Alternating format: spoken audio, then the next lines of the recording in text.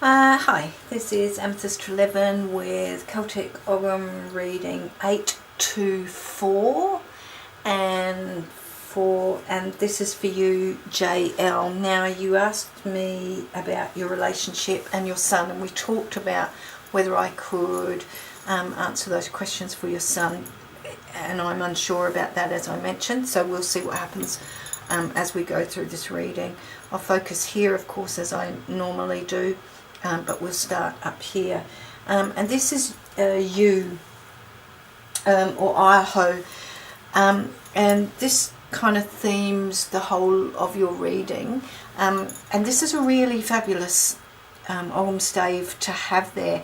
This is about changes, but it's about changes that you generate for yourself. It's about changes in attitude. It's about refreshing the way that you look at life. Now, in terms of your relationship, you mentioned that whilst the relationship is currently very happy and it has the potential to be a beautiful relationship for you, you've come out of a very long, sad and unhappy marriage, and the tree you is very much about looking at things with new perspective. So it is about letting go of all of that old stuff and allowing the new stuff to come in, experiencing it rather than protecting yourself from it.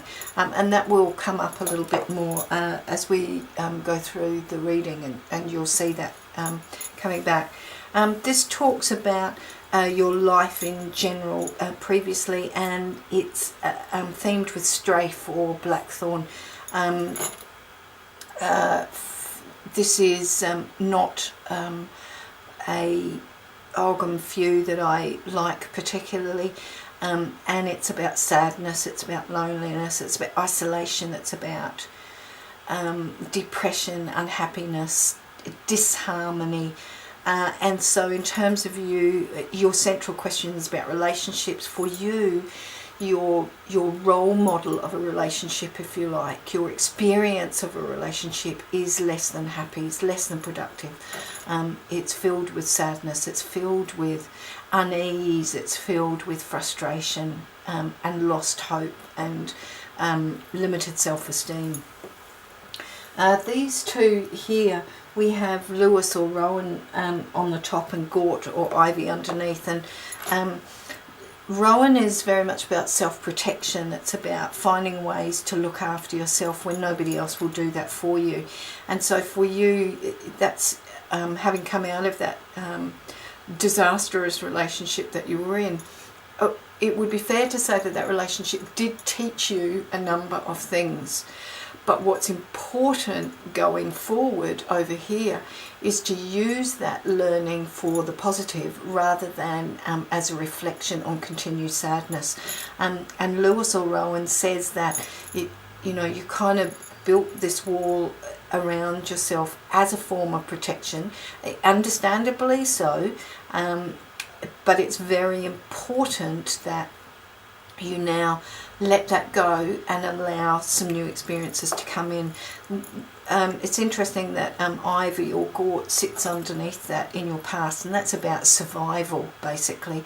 That's about putting on a brave smile for the rest of the world, but underneath absolutely tearing yourself apart and being torn apart. It's about being fractured and unhappy and sad, but surviving, and you've survived because you protected yourself in that process.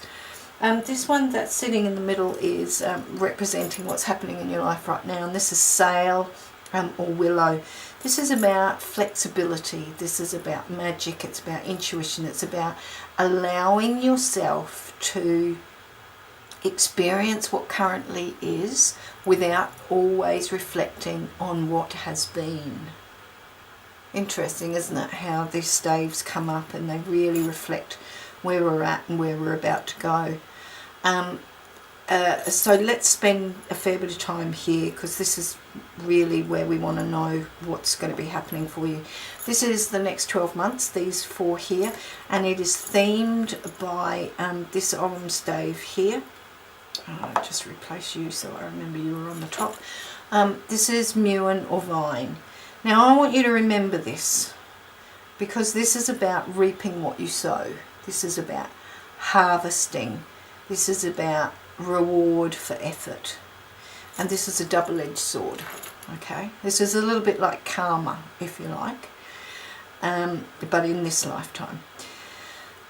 Mule or vine that themes your next 12 months says that whatever the seeds of life that you sow, you're going to reap within the next 12 months. Now, that can be positive or it can be negative. So, if you continually use the past as a barrier to happiness for you in the future, you will just continue with that, and your outcome will be continued reflection of the past. Muan says, though, that if you remember that the past has given you some good lessons, and one of those lessons is that you deserve more, you are worth more, you are worthy, you are amazing, you are credible, you are loving and lovable, then you can begin to sow the seeds so that you receive more love, and you can give more love, and your self-esteem skyrockets. Again, this is about opening yourself up to the experience of new love. It's about allowing yourself to honour and respect the relationship that you're in now without allowing your past relationship to negatively colour that. This one on the top here is elder or ruis, and it's quite interesting that should be there. Sometimes this is about regret, but it's also about the passing of old cycles. So remember here I talked about letting go of stuff. That's what this is also saying. It's saying it's really important to say, okay, well, my past relationship was crap. I get that. I understand that. It taught me to be a little bit more protective of myself. It taught me what I don't want in a relationship. And so now I allow myself to go and seek what I do want in a relationship. Can you see how these are quite similar? And I'm really pleased to see that that's on top, and that it's also paired with this one here, which is a beautiful stave to have. And this is coal or hazel, and this is about wisdom. This is about trusting your intuition. If this relationship feels good, then feel good. If this relationship makes you feel loved, then allow yourself to feel loved. Can you see how these are all so closely linked together? And then finally, this one here, which is ash or newn, and this is about changes that occur in the next 12 months, but that are influenced by other people.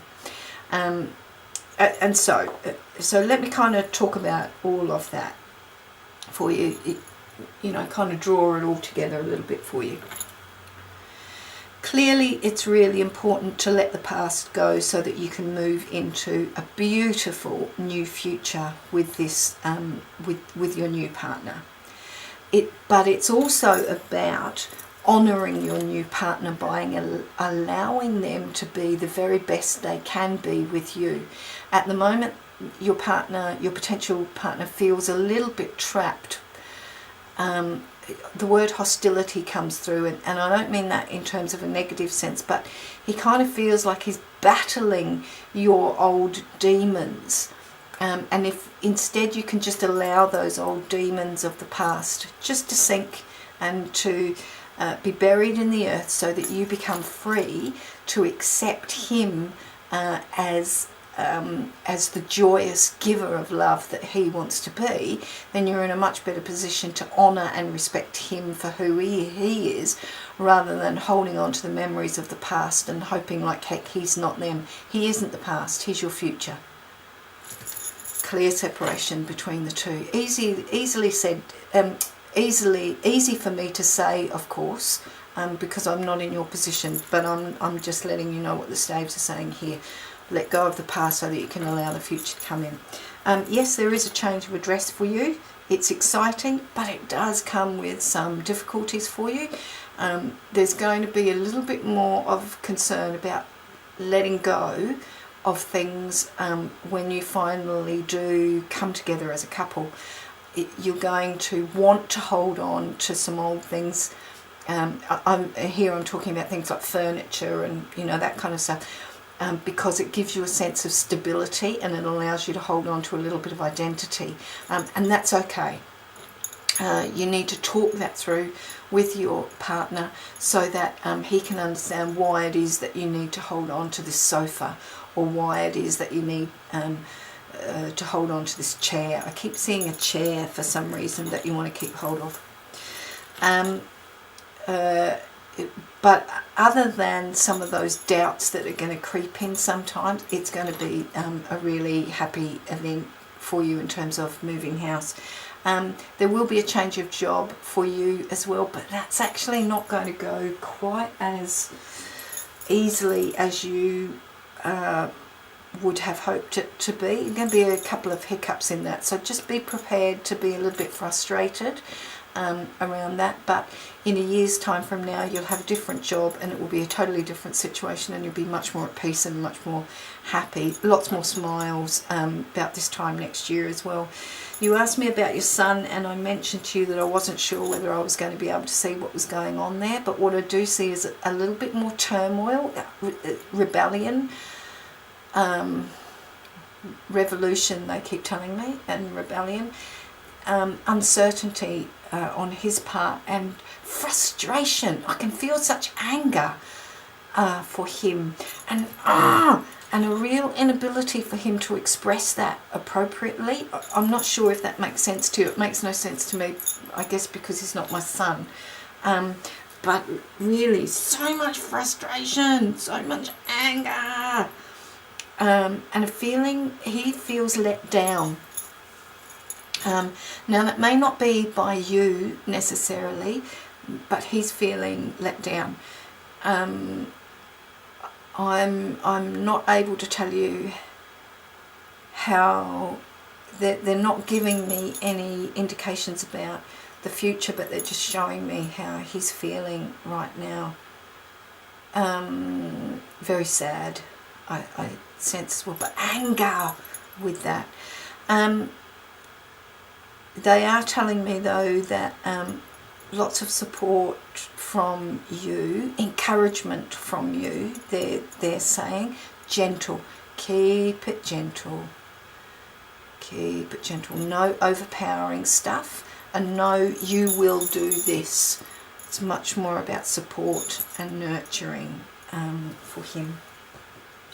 And that actually leads me really quite well into your Druid Animal Oracle card, which came up, which is fascinating because this is all about family and stuff as well. Sao, or Mukh, she's about fertility and abundance. Now, that doesn't mean that you can have more children, because that's not on the cards at all, but it's about fertility and abundance of happiness and of smiles, but it's also about generating a new family unit, which is something that you're going to have to do.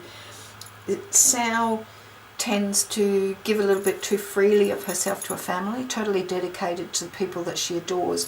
And I can see that in the past you were really quite dedicated to your relationship, but you allowed it to deplete you, to drain you, if you will. And Sao is kind of saying to you, you need to make sure that you hold on to a little bit of your independence whilst engaging in this new relationship, if you like. Sao also really encourages you to embrace all of your own achievements. Okay, so you tend to play down your successes and you tend to focus on your negatives. So I suspect that for you, particularly, as a result of the emotional assault that you were placed under in your previous relationship, you tend to often blame yourself for things, and you don't celebrate the wonder that there is about you. So Sao really encourages you to even write a list down about all of the things about yourself that you really love, or that you quite like. Write them down, celebrate them. Find things about who you are that you really adore, because you really are amazing. and you need to acknowledge and accept that. Sal also says that you're really generous to other people. You know, you do a lot of this giving, and now is the opportunity for you to have some balance and have some of that come back to you as well. But it's really important that you open yourself up to those rewards. Remember, we talked about rewards here, and it's really important that you allow that to happen. Don't be blocking it with memories of the past. Those memories of the past, yes, there were some crappy times that went on, but Sal kind of says that's gone now, and open your heart and just let it flood in, because you so deserve that love and that happiness and stuff now. And you see all these little baby pigs and stuff around here. This is all about fertility of abundance. It's about new experiences. It's about enjoying the new phases of your life, and I guess really opening up and allowing them to happen. So I hope that gives you a little bit of comfort, JL, and it gives you the confidence to just go with the flow and let this relationship blossom as it will do for you.